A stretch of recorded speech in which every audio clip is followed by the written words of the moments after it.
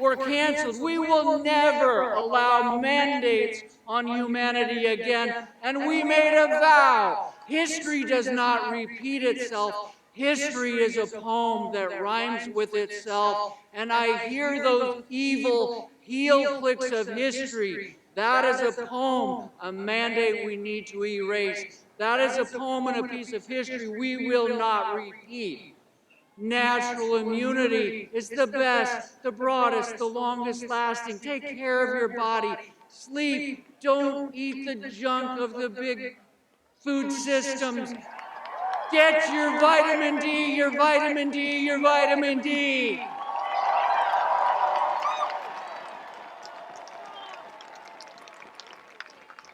America, the pandemic is ending. You are on the right side of history, as I said. It is beautiful to be with people today that are awake and not woke. Thank you very much.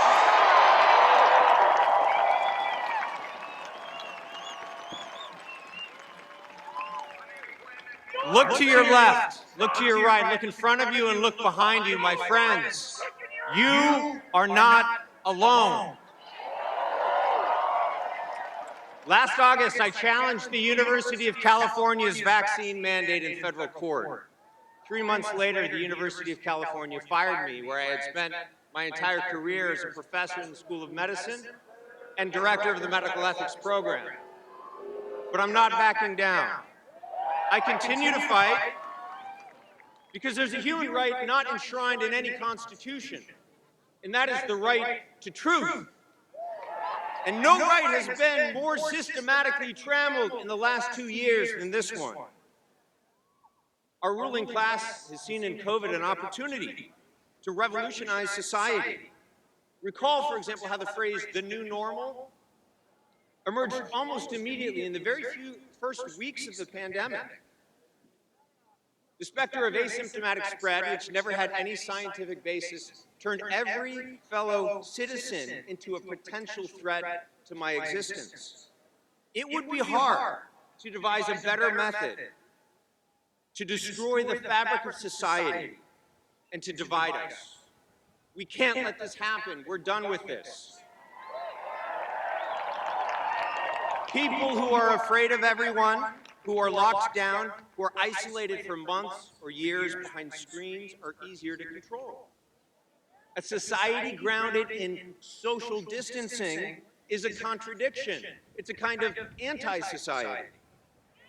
The pandemic was then used as a pretext for expanding state powers beyond all previous limits. The threshold for what counts as a public health emergency was deliberately never defined. So this state of emergency continues indefinitely with no end in sight. With vaccine mandates and vaccine passports, we're seeing the emergence of what I call a biosecurity surveillance regime.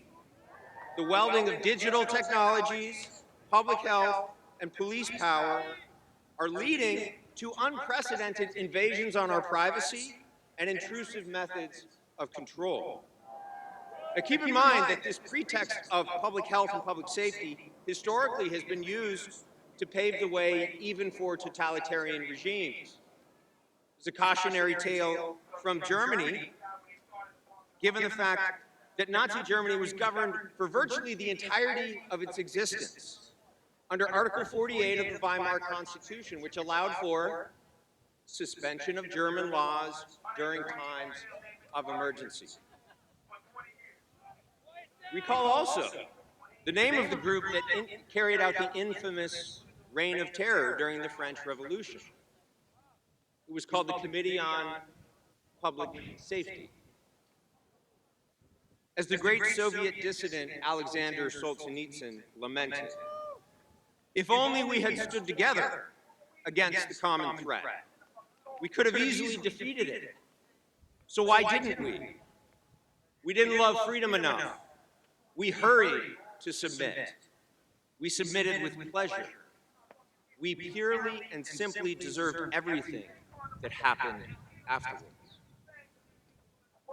We will not go down that same path, my friends. That's why we're here. We will stand together.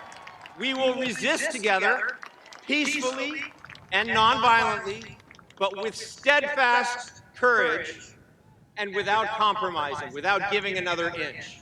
God bless you all. Thank you.